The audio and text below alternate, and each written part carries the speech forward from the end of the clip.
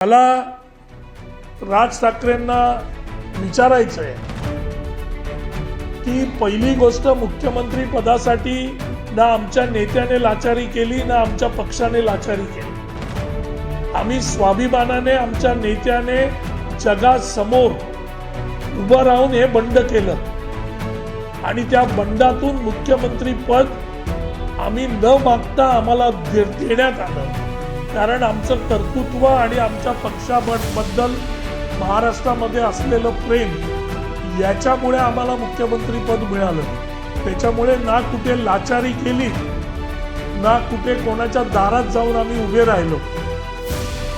मला वाटतं ठाकरे साहेबांनी स्वतःकडे बघायला पाहिजे की आता महाराष्ट्रात काँग्रेस त्यांना हाकलते।